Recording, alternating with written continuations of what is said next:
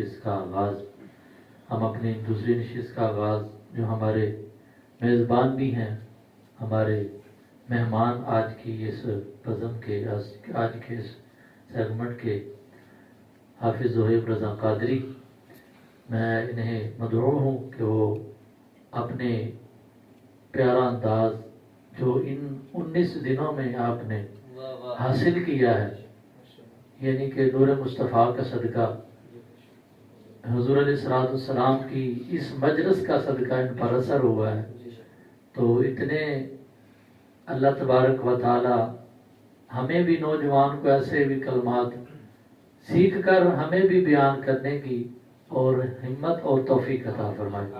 یہ دیکھیں ناظرین و سامعین، ان کے دل میں درد محبت اٹھی تو یہ نہیں کہ ان کے منہ کی تعریف ہے، واقعتاً ایسے ہی ہے کہ جب نسبت پاکاں دی ہو جائے نا تو پھر اللہ تعالیٰ خیر فرما ہی دیتے ہیں، تو اللہ تعالیٰ پھر عروج بھی عطا فرما دیتے ہیں۔ تو یہ ان کی نیت تھی، تو الحمدللہ تعالیٰ انہوں نے آج یہ خطاب تیار کیا ہے، پہلا خطاب ہے، تو آپ سب ناظرین و سامعین کے لیے یہ ہمارے میزبان بھی ہیں، اللہ تعالیٰ ان کے علم میں حلم میں برکت عطا فرمائے۔ حافظ الحمدللہ رب العالمین، الصلاة والسلام علیک یا سید الانبیاء والمرسلین، اما بعد فاعوذ باللہ من الشیطان الرجیم، بسم اللہ الرحمن الرحیم۔ الرحمن علم القرآن خلق الانسان علمہ البیان، صدق اللہ العظیم وصدق رسولہ النبی الکریم الامین، ونحن على ذلك من الشاهدين والشاكرين۔ ان اللہ وملائکته يصلون على النبی یا ایها الذین آمنوا صلوا علیہ وسلموا تسلیما۔ الصلاة والسلام علیک یا سیدی یا رسول اللہ، وعلى آلک واصحابک یا سیدی یا حبیب اللہ۔ الصلاة والسلام علیک یا سیدی یا نبی اللہ، وعلى آلک واصحابک یا سیدی یا نور اللہ۔ میرے محترم عزیز دوستو، سامعین و ناظرین، السلام علیکم ورحمۃ اللہ وبرکاتہ۔ اس سے پہلے کہ میں اپنی گفتگو کا آغاز کروں، میں تہ دل سے مشکور ہوں اپنے بڑے بھائی حافظ مظہر نقشبندی صاحب کا، اور اپنے بھائی عبداللہ مصطفی صاحب کا، اور اپنی ٹیم رانا وقار صاحب کا، کہ انہوں نے مجھے موقع دیا کچھ باتیں آپ کے گوش گزار کرنے کا۔ اللہ تعالی ہم سب کو سن سنا کر اس پر عمل کرنے کی توفیق عطا فرمائے۔ میں نے آپ کے سامنے اللہ تبارک و تعالی کی لا ریب کتاب، بے عیب کتاب قرآن مجید فرقان حمید میں سے سورۃ الرحمن کی ابتدائی 4 آیات پڑھنے کا شرف حاصل کیا۔ اللہ تعالیٰ کی بارگاہ میں دعا ہے کہ اللہ تبارک و تعالیٰ میری زبان پر کلمہ حق جاری فرمائے اور سن سنا کر ہمیں اس پر عمل کرنے کی توفیق عطا فرمائے۔ اللہ تعالیٰ نے ارشاد فرمایا، الرحمن علم القرآن خلق الانسان علمہ البیان۔ یہ جو 4 آیات ہیں، اصل میں ان میں 4 چوٹی کی چیزوں کا ذکر ہے، ٹاپ موسٹ چیزیں۔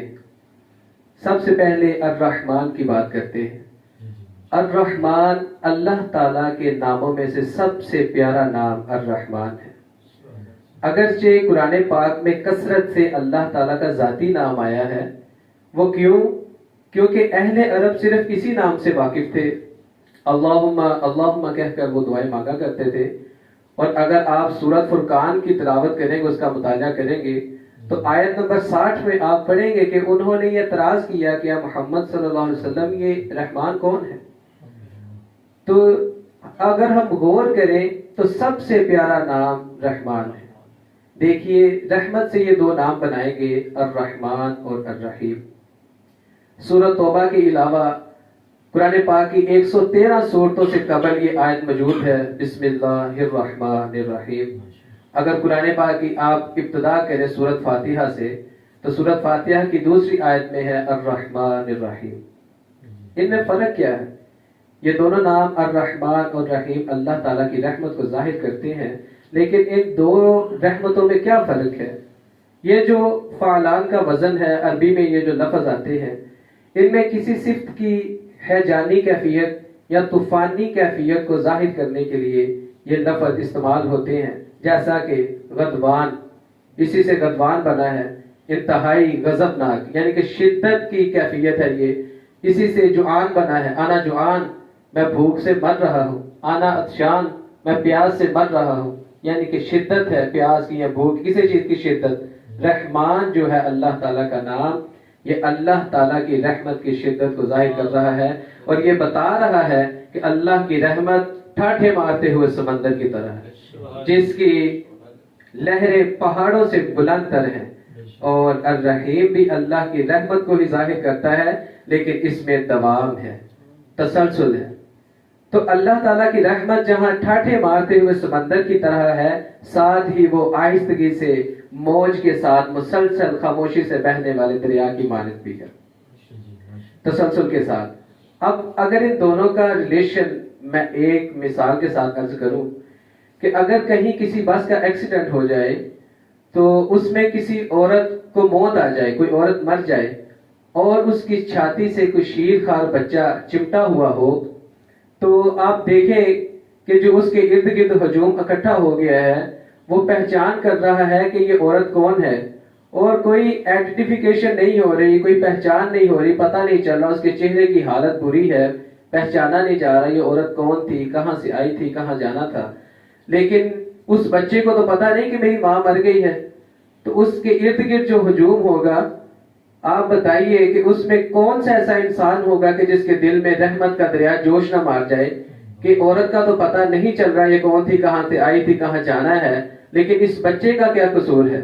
تو ہو سکتا ہے کہ کوئی آدمی شفقت کے ساتھ اس بچے کو اٹھا کر گھر لے جائے کہ اس کی سرپرستی میں کر لوں، یہ انسان کی فطرت ہے۔ تو ہو سکتا ہے کہ کچھ دن بعد یا کچھ ہفتوں کے بعد وہ آدمی جو اس بچے کو اٹھا کے گھر لے جائے، وہ محسوس کرے کہ میں نے تو خواہ یہ بوجھ اپنے اوپر لے لیا ہے، میرے تو اپنے بچے بہت ہیں، میرے تو اپنے اخراجات بہت ہیں۔ تو یہ ہے وہ بات کہ اس کے دل میں رحمت نے جوش تو مارا، لیکن اس میں دوام نہیں، تسلسل نہیں۔ اللہ تعالیٰ کی رحمت جہاں ٹھاٹھے مارتے ہوئے سمندر کی طرح ہے، ساتھ ہی اس میں دوام ہے، دریاؤں کا سا دوام، تسلسل سے بہنے والا۔ اور سب سے پیارا نام میں کیوں کہہ رہا ہوں کہ ہمیں سب سے زیادہ ضرورت اللہ تعالیٰ کی رحمت کی ہے۔ دیکھیے اللہ تعالیٰ رازق ہے، ہمیں رزق دیتے ہیں تاکہ ہم زندہ رہیں، اور اللہ تعالیٰ نے ہمیں زندگی اس لیے دی ہے کہ لَيَبْلُوَكُمْ أَيُّكُمْ أَحْسَنُ عَمَلًا، تاکہ اللہ تعالیٰ فرماتے ہیں کہ میں تمہارا امتحان لوں کہ تم میں سے اچھے عمل کون کرتا ہے۔ لیکن اس میں دیکھیں کہ رحمت کیا چیز ہے۔ آئیے میں آپ کو آپ کی اور میرے آقا صلی اللہ علیہ وسلم کی ایک حدیث سناتا ہوں۔ حضور صلی اللہ علیہ وسلم نے فرمایا کہ کوئی انسان محض اپنے عمل کی بنیاد پر جنت میں نہیں جا سکے گا جب تک کہ رحمت خدا بندی اس کی دستگیری نہ کرے۔ اللہ اکبر۔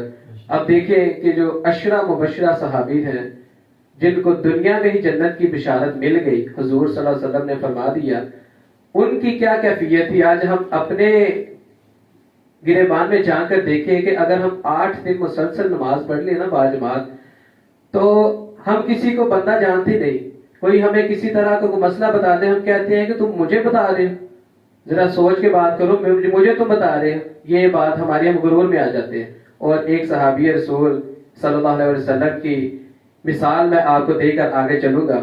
یہ ایسے صحابی رسول ہیں کہ ان کا نام سن کر آپ کے دل میں ٹھک پڑ جائے گی۔ حضرت عمر خطاب رضی اللہ تعالیٰ، عمر بن خطاب رضی اللہ تعالیٰ عنہ، وہ عمر جن کے متعلق میرے آقا صلی اللہ علیہ وسلم نے فرمایا کہ میرے عمر کی نیکیاں ستاروں کی مانند ہیں۔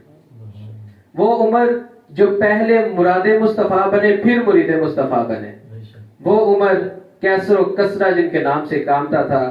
آپ ایک مرتبہ اپنے غلام یرکا سے کہنے لگے، یہ بھی ایک واقعہ ہے، بڑا طویل واقعہ، میں اس کا آپ کو مفہوم سناتا ہوں آخر میں آپ کی کیفیت کے حوالے سے، کہ یرکا سے کہنے لگے اپنے غلام سے کہ اے یرکا میری اتنی خدمت نہ کیا کر، میں کوئی زیادہ نیکوکار آدمی نہیں، زیادہ کوئی پرہیزگار نہیں ہوں، میں تو اللہ تبارک و تعالیٰ سے گڑ گڑا کر دعائیں مانگتا ہوں کہ وہ میری نیکیاں اور بدیاں برابر کر کے ہی میری بخشش فرما دے۔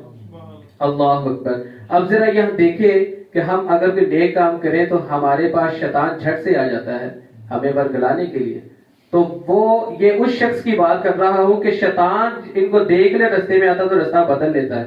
اور ان کی کیفیت دیکھ لے آپ کہ اللہ کے رسول نے کہا ان کی نیکیاں ستاروں کی مانند ہیں, عشرہ مبشرہ صحابی ہیں, اتنے جلیل القدر صحابی ہیں, لیکن ان کی کیفیت دیکھیں کہ آپ فرماتے ہیں کہ میں کوئی زیادہ نیکوکار نہیں, پرہیزگار نہیں.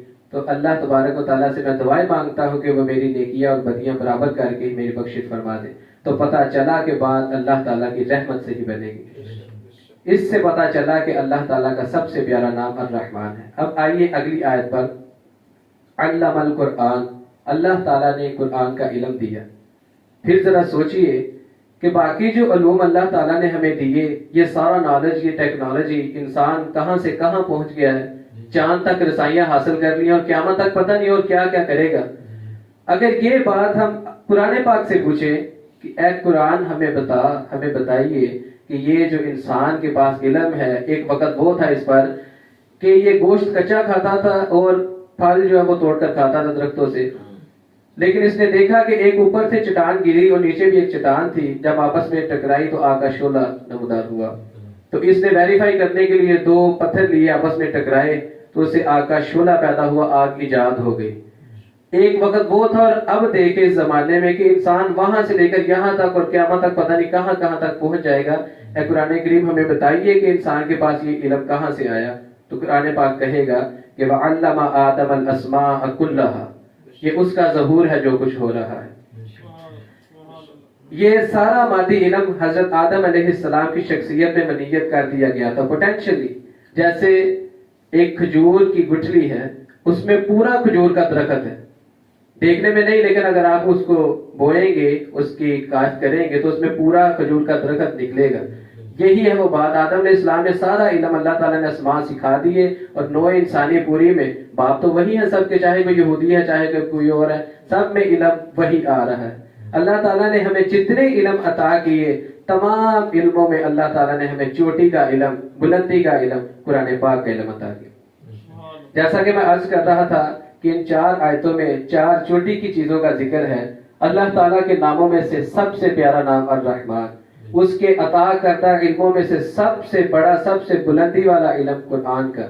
اور اب آئیے تیسری آیت پر. خلق الانسان, ہم نے انسان کو پیدا کیا. اب ذرا دیکھیے کہ اللہ تعالیٰ نے فرمایا کہ ہم نے انسان کو پیدا کیا, تو کیا جنوں کو نہیں کیا, فرشتوں کو نہیں کیا, یہ گلیکسیز, یہ چاند, سورج, ستارے اللہ تعالیٰ نے پیدا نہیں کیے. یہ جو ہماری دنیا میں زندگی کی شکلیں ہیں, نباتاتی اور حیواناتی, یہ چرند پرند, ہوا کی مخلوق, پانی کی مخلوق, یہ رینگنے والے, اڑنے والے, چیرنے والے, دھاڑنے والے, پھاڑنے والے, ڈسنے والے, یہ ساری مخلوق, بے شک آپ کا جواب ہوگا یہ اللہ نے پیدا کی ہے.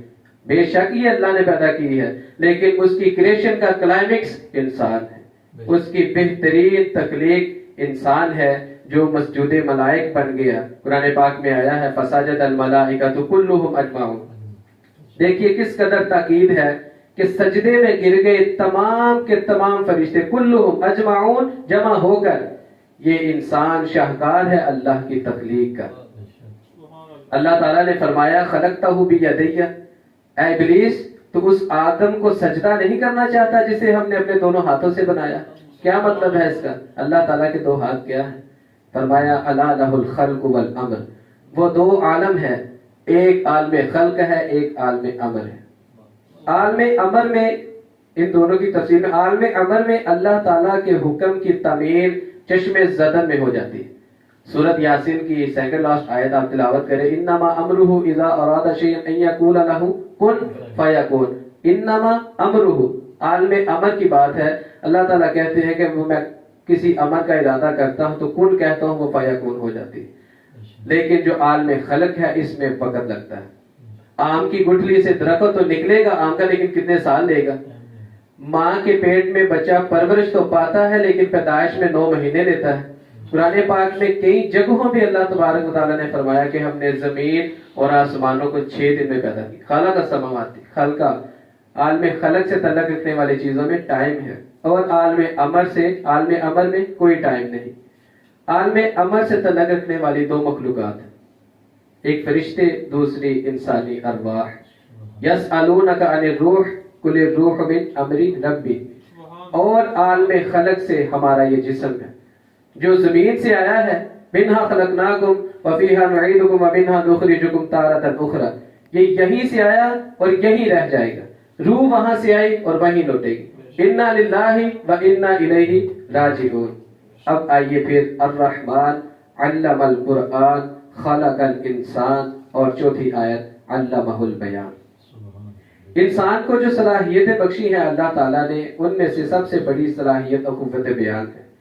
اس لیے انسان کو اہل منطق کہتے ہیں. یہ اپنے آپ کو ایکسپریس کرنے کی صلاحیت ہے اور یہ تمام صلاحیتوں میں چوٹی کی صلاحیت ہے. دیکھیے اللہ تعالیٰ نے ہمیں باقی جو صلاحیتیں بخشی ہیں، ہم دیکھ سکتے ہیں، سن سکتے ہیں، سونگ سکتے ہیں. اللہ تعالیٰ نے ہمیں آنکھیں دی ہیں، لیکن کئی جانور ایسے ہیں جن کی بینائی ہم سے زیادہ تیز ہے. آپ ایسے باز اور شاہین یہ دیکھیں کہ یہ اتنی بلندی سے زمین پر پڑی ہوئی سوئی کو بھی دیکھ لیتے ہیں. اور سننے کی بات کریں، مثال آپ کو دیتا ہوں کہ رات کو آپ گھوڑے پر سفر کر رہے ہیں اور آپ نے کوئی آواز نہیں سنی، لیکن جس گھوڑے پر آپ بیٹھے اس نے سن لی. اس کی کنمتیاں کھڑی ہو گئی، اس کے اینٹیناز، اس کے کان کھڑے ہو گئے، تو آپ کو پتا چلا کہ سامنے کوئی خطرہ ہے، حالانکہ آپ نے تو کوئی آواز نہیں سنی. اسی طرح جانوروں کو سونگنے کی طاقت بھی ہم سے زیادہ دی گئی. ہر چیز کو سونگ کر پتا کر لیتے ہیں کہ یہ ہمارے کھانے کی ہے کہ نہیں. لیکن جو اصل صلاحیت، جو انسان کی صلاحیت اللہ تعالیٰ نے بنائی، وہ قوت بیان ہے. آپ کو معلوم ہے کہ آج کل بڑے بڑے وکیل ایک پیشی کے لاکھوں روپے لیتے ہیں. کس وجہ سے؟ کیونکہ ان میں قوت بیان زیادہ ہے.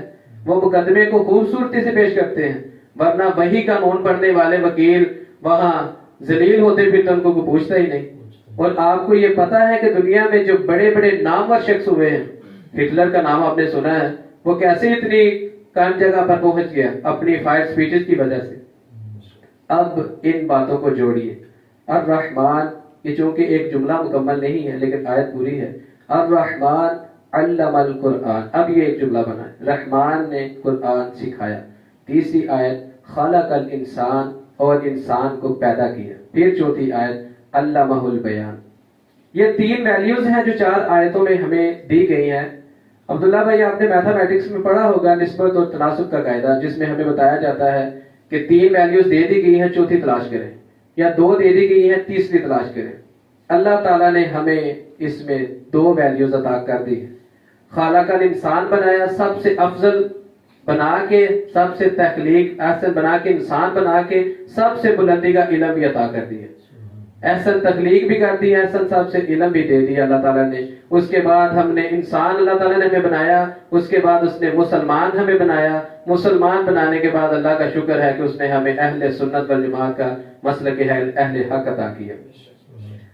تو اللہ تبارک و تعالیٰ نے ہمیں یہ جو چیزیں عطا کی، قرآن پاک کو اگر اللہ تعالیٰ نے تمہیں کوئی صلاحیت بیان دی ہے تو اس کو قرآن پاک کو بیان کرنے میں صرف کرو. دیکھیں نا، اللہ تعالیٰ نے ہمیں قرآن کا علم دے دیا ہے، لیکن جب تک ہم اسے آگے پہنچائیں گے نہیں، بات کریں گے نہیں. بات کرنے کو بیان کہتے ہیں. اللہ تعالیٰ نے ہمیں بیان کرنے کی صلاحیت دی ہے. یہ جو بات ہم کرتے ہیں، اکثر مثال سنی جاتی ہے کہ یہ جو توپ ہوتی ہے یہ مکھیاں مارنے کے لیے تو نہیں بنائی جاتی. توپ ایک بڑی چیز ہے، مکھیاں مارنے کے لیے تو نہیں بنائی جاتی. اللہ تعالیٰ نے تمہیں انسان بنایا، اشرف المخلوقات بنا کے سب سے چوٹی کا علم بھی تمہیں عطا کیا ہے. تو تم اسے پیسے کمانے کے لیے استعمال نہ کرو، اسے الیکشن میں اپنی لیڈری چمکانے کے لیے استعمال نہ کرو. اللہ تعالیٰ نے تمہیں بیان کرنے کی صلاحیت دی ہے، تمہاری زبان میں لطافت رکھی ہے، وزن دیا ہے تمہاری بات میں. جب تم بولتے ہو تو لوگ جمع ہو کے خاموشی سے سنتے ہیں. تو اس بات کو دین اسلام بیان کرنے میں صرف کرو. ایک بڑی معتبر حدیث جو آپ سب کو معلوم ہے، بخاری شریف میں آئی ہے. نبی اکرم صلی اللہ علیہ وسلم نے فرمایا، حضرت عثمان غنی رضی اللہ تعالیٰ عنہ اس کے راوی ہیں، خیرکم من تعلم القرآن وعلمہ. خیرکم من تعلم القرآن وعلمہ. تم میں سے بہترین لوگ وہ ہیں جو قرآن پڑھیں اور پڑھائیں، سیکھیں اور سکھائیں، سمجھیں اور سمجھائیں. اس کو بہتر نہ کہیں، یہ بہترین ہو جائے گا جب خیر کے بعد کم آ جائے گا. خیر کے بعد اگر من آتا تو یہ صرف بہتر تھا. جیسا کہ آپ نے پڑھا ہوگا کہ شیطان نے جب اللہ تعالیٰ سے کہا کہ قال انا خیر من، خیر کے بعد من آ گیا کہ میں اس سے بہتر ہوں. خلقتہ من نار و خلقتہ من طین، میں آگ سے بنا ہوں، یہ آدم علیہ السلام کو آپ نے مٹی سے بنایا، وہاں بہتر لگے گا، لیکن یہاں خیرکم من آ گیا ہے، اس سے بہترین ہے۔ تو یہ دیکھیں نا، کاش کہ یہ حدیث جو ہے نقش ہو جائے میرے نوجوان بھائیوں کے دلوں میں، کاش کہ یہ حدیث نقش ہو جائے میرے نوجوان بھائیوں کے دلوں میں، کیونکہ نوجوان قوم کا سرمایہ ہوتے ہیں۔ صلاح الدین ایوبی سے کسی نے پوچھا کہ آپ نے جتنی بھی جنگیں لڑی ہیں آپ ہمیشہ فتح یاب ہوتے ہیں، مجھے ایسا فارمولا بتائیے کہ میں اپنے دشمن سے لڑوں بھی نہ، اس سے جنگ بھی نہ کروں، لیکن اس پر فتح پا لوں۔ تو صلاح الدین ایوبی نے کہا کہ ایسا ہو سکتا ہے، اگر تو اسے جنگ بھی نہ کرے تو پھر بھی تو اس پر فتح پا لے۔ اس کا یہ طریقہ ہے کہ تو اپنے مخالف دشمن کے نوجوانوں میں فحاشی پھیلا دے۔ اور آج دیکھیں ہمارے ساتھ یہی ہو رہا ہے، یہود و نصارہ نے سوشل میڈیا کے ذریعے ہمارے نوجوانوں کو بیکار کر کے رکھ دیا ہے، نہ اپنی کوئی خبر ہے نہ گھر والوں کی کوئی خبر ہے، نماز قضا ہو جائے تو ہمیں اس کی فکر نہیں ہوتی۔ یہ دیکھیں نا ہم آج کہاں پہنچ گئے ہیں، اپنی کوئی خبر نہیں، نہ نماز ہو جانے کا کوئی افسوس ہوا ہے۔ ہر روز سورج مشرق سے طلوع ہو کر مغرب میں غروب ہو جاتا ہے، ہر ساعت ہر گھڑی ہر آتی جاتی سانس ہمیں موت کے قریب لے کے جا رہی ہے، لیکن ہم میں کوئی فرق آتا ہی نہیں۔ اللہ تعالیٰ نے ہمیں خوبصورت نوجوان بنایا، تو ذرا سوچے نا کہ کل اگر اللہ نے پوچھ لیا کہ میں نے تجھے اتنا خوبصورت جوانی کا لباس پہنایا تھا، اسے کہاں پرانا کر کے آیا ہے، اور اللہ تعالیٰ پوچھیں گے تو بتائیے کہ جب اللہ تعالیٰ پوچھیں گے تو ہم کیا جواب دیں گے؟ جس جوانی پر ہم ناز کرتے اتراتے ہیں، کسی کو کچھ سمجھتے نہیں، جنہوں نے ہمیں انگلی پکڑ کر چلنا سکھایا ہم وہی انگلیوں پر ٹانگتے ہیں، اپنے ماں باپ کا ادب ہم نہیں کرتے۔ تو ذرا دیکھیں نا، ذرا سوچیں اپنے ضمیر سے کہ وہ جو اللہ الصمد ہے، وہ جو بے نیاز ہے، اگر اس نے تمہاری یہ جوانی کسی موذی بیماری کی نظر کر دی تو کیا کر لو گے تم؟ اگر اللہ تعالیٰ نے خدا نہ خواستہ، اللہ نہ کرے تمہارا کوئی حادثہ ہو جائے، ایکسیڈنٹ ہو جائے، تمہاری دونوں ٹانگیں ٹوٹ جائے، ساری زندگی کے لیے پاہج ہو جاؤ، تو کیا بگاڑ دو گے؟ اللہ کیا کر لو گے؟ تو یہ ہے وہ بات میرے نوجوان بھائیوں، کسی شاعر نے کیا خوب کہا تھا کہ ملے خاک میں اہل شاہ کیسے کیسے، زمین کھا گئی نوجوان کیسے کیسے، ڈھل جائے گی یہ جوانی جس پر تجھ کو ناز ہے، تو بجا لے چاہے جتنا 4 دن کا ساز ہے۔ میرے بھائیوں، اللہ تعالیٰ کا شکر ادا کرو جس نے تمہیں تندرستی والی جوانی عطا کی، اور رمضان کی بابرکت گھڑیاں ہیں، اللہ تعالیٰ کی عبادت کرو اور حضور صلی اللہ علیہ وسلم پر درود پڑھو۔ آپ کو پتا ہے کہ میرے آقا صلی اللہ علیہ وسلم نے فرمایا کہ میرے اللہ کو نوجوان کی عبادت بڑی پسند ہے۔ آپ نے فرمایا کہ اگر کوئی بندہ نماز تہجد کے وقت اٹھے اور اٹھ کے نماز تہجد ادا کرے تو اللہ تعالیٰ مسکراتے ہیں، اور فرمایا کہ اگر کوئی نوجوان بندہ اٹھے اور اٹھ کے نماز تہجد ادا کرے تو اللہ تعالیٰ مسکراتے بھی ہیں اور فرشتوں کو مخاطب کر کے ان سب میں فخر بھی فرماتے ہیں۔ ایک اور حدیث نبی اکرم صلی اللہ علیہ وسلم کی سنیے۔ نبی اکرم صلی اللہ علیہ وسلم نے فرمایا کہ زندگی کا سب سے مشکل مرحلہ جوانی کا ہے، شیطان سب سے زیادہ ورگلاتا ہے جب کوئی شخص جوانی کے مرحلوں سے گزر رہا ہوتا ہے۔ تب فرمایا جس کی جوانی خیریت سے گزر گئی اور اس نے اپنی جوانی کے تقدس کو محفوظ رکھ کر منزل تک پہنچا دیا، خواہشات نفس کو بے قابو نہیں ہونے دیا، مشکل کام تھا لیکن اس نے کر لیا، تو اللہ تبارک و تعالیٰ فرماتے ہیں کہ جس دن کوئی سایہ نہیں ہوگا اس دن میں اس شخص کو، اس نوجوان کو اپنے عرش کا ٹھنڈا سایہ عطا فرماؤں۔ یہ انعامات بھی تو ہمارے لیے ہیں، لیکن ہمیں اس دنیا کی رنگینیوں نے اپنے اندر اس لیے اتنا الجھا دیا ہے کہ ہمیں کسی چیز کی خبر نہیں، ہمارے ذہنوں میں یہ معیارات بیٹھ گئے ہیں۔ آج کل کے نوجوان 80% 100 میں سے 80 یا 90% لوگوں کا یہی ماننا ہو گیا ہے کہ کامیابی پیسے سے ہے، کامیابی جائیداد سے ہے، کامیابی کاروبار سے ہے، کامیابی شہرت سے ہے، کامیابی اقتدار سے ہے۔ جو جتنا دولت مند اتنا کامیاب، جو جتنا مشہور اتنا کامیاب، جو جتنا پاپولر اتنا کامیاب، جو حکومت تک پہنچ گیا کامیاب، یا جس نے بڑا کاروبار جما لیا کامیاب۔ یہ ہے اصل چیز جس کی ہم یہاں نفی کر رہے ہیں۔ کامیابی دولت سے نہیں، کامیابی شہرت سے نہیں، کامیابی اقتدار، طاقت اور حکومت سے نہیں، بلکہ کامیابی ہے ایمان سے، عمل صالح سے، کامیابی ہے اطیع اللہ و اطیع الرسول سے، اللہ اور اس کے رسول کی فرما برداری سے۔ دیکھیں نا، اگر دولت سے کامیابی ہوتی تو قارون بڑا کامیاب تھا، اگر حکومت اور دبدبے سے کامیابی ہوتی تو نمرود اور فرعون بڑے کامیاب تھے، لیکن کامیابی ان چیزوں سے نہیں ہے۔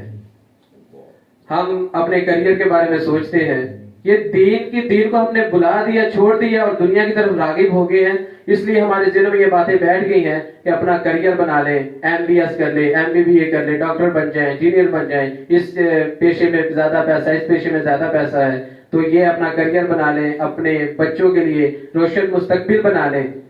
اس میں آئیے میں آپ کو ایک بات بتاتا ہوں کہ میرے اور آپ کے آقا صلی اللہ علیہ وآلہ وسلم، ان کے جیسا کریئر کس کا تھا؟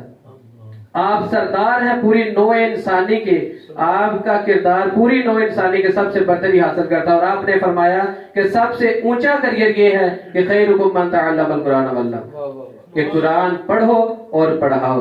آج ہمارا یہی تو حال ہے کہ قرآن پاک سے ہم نے دوری اختیار کر لی ہے تو ہماری کیا عزت ہے؟ پوری دنیا میں کروڑوں کے حساب سے ہماری تعداد ہے. حج کرنے کے لیے کتنے ہی لوگ جاتے ہیں، لیکن دیکھیں کہ دنیا کی رنگینیوں میں کوئی تبدیلی آتی ہے؟ ہم دیکھیں، ہم جاتے ہیں، ایک ہاتھ ہمارا خانہ کعبہ کے غلاف کو ہوتا ہے، دوسرے ہاتھ سے سیلفی لے رہے ہوتے ہیں. اور اگر ہم طواف کر رہے ہو تو کسی کو فون دیا میری سیلفی کھینچنا، میں دعائیں مانگتا ہوں، وہ تو مصنوعی دعائیں مانگتے ہیں. دیکھیں پھر اس طرح کی کرم ہونا نا ہم پہ، جس طرح کے ہم گناہ لے کے جاتے ہیں اس طرح کے لے کے آ جاتے ہیں. بس ہاں حاجی کے نام کا اضافہ ہوتا ہے. تو یہی ہے وہ بات کہ ہم نے قرآن پاک کو چھوڑ دیا، اس لیے ہماری یہ حالت ہے. اور نبی اکرم صلی اللہ علیہ وآلہ وسلم نے فرمایا یہ قرآن پاک اللہ تعالیٰ کی وہ رسی ہے جس کا ایک سرا تمہارے ہاتھ میں ہے، دوسرا اللہ کے ہاتھ میں. اگر اس کے ساتھ وابستہ رہو گے تو اللہ تعالیٰ کے پاس پہنچنے میں صراط مستقیم میں تمہیں کوئی فرق لائے گا نہیں. علامہ اقبال کے ایک شعر کو پڑھ کر میں اپنی گفتگو کا اختتام کرتا ہوں. علامہ اقبال پہلے شکوہ کرتے ہیں اللہ تعالیٰ سے اور پھر اللہ تعالیٰ جواب شکوہ میں کیا کہتے ہیں علامہ اقبال کی زبانی. علامہ اقبال کہتے ہیں کہ صفائے دہر سے باطل کو مٹایا ہم نے، صفائے دہر سے باطل کو مٹایا ہم نے، نوع انسان کو غلامی سے چھڑایا ہم نے، تیرے کعبے کو جبینوں سے بسایا ہم نے، تیرے قرآن کو سینوں سے لگایا ہم نے، پھر بھی ہم سے یہ گلہ ہے کہ ہم وفادار نہیں، ہم وفادار نہیں، تو بھی تو دلدار نہیں. اللہ تعالیٰ نے پھر جب علامہ اقبال نے جواب شکوہ لکھا تو یہ جواب اس مصرے کو دیا. اللہ تعالیٰ نے فرمایا کہ ہم تو مائل با کرم ہے، کوئی سائل ہی نہیں، راہ دکھلائیں کسے راہ روے منزل ہی نہیں، تربیت عام تو ہے جوہرے قابل ہی نہیں، جس سے تعمیر ہو آدم یہ وہ دل ہی نہیں، کوئی قابل ہو تو ہم شانے کئی دیتے ہیں، ڈھونڈنے والوں کو دنیا بھی نہیں دیتے. پھر علامہ اقبال نے شکوہ میں لکھا کہ امتیں اور بھی گزری ہیں، گناہ گار بھی ہیں، عجز والے بھی ہیں، مستے میں کردار بھی ہیں، ان میں کاہر بھی ہیں، کافر بھی ہیں، ہوشیار بھی ہیں، سینکڑوں ایسے ہیں جو تیرے نام سے بیزار بھی ہیں، رحمتیں ہیں تیری اغیار کے کاشانوں پر اور برکت گرتی ہے تو بیچارے مسلمانوں پر. اس مصرے کی عبر جو میں بات کر رہا تھا قرآن پاک سے دوری کی، کہ جواباً جب شکوہ کا جواب لکھا تو لکھا کہ ہر کوئی مست مائے ذوق تناسانی ہے، تم مسلمان ہو یہ انداز مسلمانی ہے، حیدری فقر ہے نہ یہ دولت عثمانی ہے، تم کو اسلاف سے کیا نسبت روحانی ہے، وہ تو معزز تھے زمانے میں مسلمان ہو کر، تم مگر خار ہوئے تارک قرآن ہو کر. اور جب انہوں نے جواب شکوہ کی اینڈ کیا، جب انہوں نے لکھ دیا سارا، تو اینڈ کا شعر جو انہوں نے لکھا اس پر حد ہی کر دیا. آپ کا بڑا مشہور شعر ہے، سماعت کیجئے. آپ نے کہا کہ عقل ہے تیری سفر، عشق ہے شمشیر تیری، میرے درویش خلافت ہے جہانگیر تیری، ماں سوا اللہ کے لیے آگ ہے تکبیر تیری، تو مسلمان ہے تقدیر ہے تدبیر تیری. اور کہا کہ کی محمد سے وفا تو نے تو ہم تیرے ہیں، یہ جہاں چیز ہے کیا لوح و قلم تیرے ہیں. میری یہ جو کوشش ہے، ہمارا یہ جو چینل ہے نور مصطفیٰ، ہم سب نے مل کر جو بنایا ہے، ہماری یہ نیت ہے کہ اللہ تبارک و تعالیٰ اسی کے ذریعے، سوشل میڈیا کے ذریعے جو ہمارے نوجوانوں کو برباد کرنے کے لیے بنایا گیا، ہم اسی کے ذریعے اپنے نوجوانوں کو واپس لے کے آئے اور دین کی طرف ان کو رغبت دلائے. اللہ تبارک و تعالیٰ ہماری اس کاوش کو اپنی بارگاہ میں قبولیت کا شرف عطا کرے. وما علینا الا البلاغ المبین. ماشاءاللہ، نرالا انداز، کیا بات ہے آپ کی. ماشاءاللہ یہ ہے نور مصطفیٰ پلیٹ فارم کی روشنی جو عشق مصطفیٰ سے ظاہر ہو رہی ہے. یہ کمال ہے ہمارے اس پلیٹ فارم کا. تو یہ میرا اور کسی کا نہیں، یہ اللہ تبارک و تعالیٰ کا فضل ہے، اس کی رحمت ہے. اللہ کی رحمت ہوگی تو ہمارا یہ سیگمنٹ ہمارا یہ پروگرام، ہماری یہ نشستیں، ہمارے جو دیکھنا سننا سارا اللہ تعالیٰ قبول فرمائے۔ تو ناظرین و سامعین، آخر پر ہم منقبت اہل بیت وہ سننے کے لیے انہیں بلایا ہے جناب والا۔ ہمارے میزبان بھی ہیں عبداللہ مصطفی صاحب، 2 اشعار صرف وہ منقبت اہل بیت ہمیں سنائیں۔ اللہ تعالیٰ ان کے بھی علم میں عمر میں قصیدہ حق دے ولیدہ سارے لگاؤ سارے لگاؤ نعرہ علیدہ پڑھنا قصیدہ حق دے ولیدہ پڑھنا قصیدہ۔ ایک آپ والے ایک خاص والے ایک آپ والے ایک خاص والے جڑا خاص والے زارا دلالے جڑا خاص والے زارا دلالے نیزے تے چڑھ کے قرآن سنائے نیزے تے چڑھ کے قرآن سنایا سب نو پڑھایا سب نو پڑھایا کلمہ نبی دا پڑھنا قصیدہ حق دے ولی دا پڑھنا قصیدہ حق دے ولی دا پڑھنا قصیدہ۔ زہرا دشوبر پیران پیرے میں کیا دساواں کہ جاویرے زہرا دشوبر پیران پیرے میں کیا دساواں کہ جاویرے تخت سرا تو عرش اولاد نہیں تخت سرا تو عرش اولاد نہیں سارے دسارا لڑایا دیدہ پڑھنا قصیدہ حق دے ولیدہ پڑھنا قصیدہ حق دے ولیدہ سارے لگاؤ نعرہ علیدہ پڑھنا قصیدہ حق دے ولیدہ پڑھنا قصیدہ۔ ماشاءاللہ، کیا بات ہے، ماشاءاللہ قصیدہ پڑھا گیا۔ اللہ تعالیٰ اس قصیدے کے توسل سے ہماری بخشش فرمائے اور ہمارا یہ نشست ہماری قبول فرمائے اللہ تبارک و تعالیٰ۔ ناظرین و سامعین، اب ہمارے سیگمنٹ کا، ہماری نشست کا وقت ختم ہوا۔ کل پھر انشاءاللہ نئے مہمان کے ساتھ، نئے موضوع کے ساتھ پھر آپ کے سامنے پیش خدمت ہوں گے۔ اب اجازت دیجیے، اللہ نگہبان۔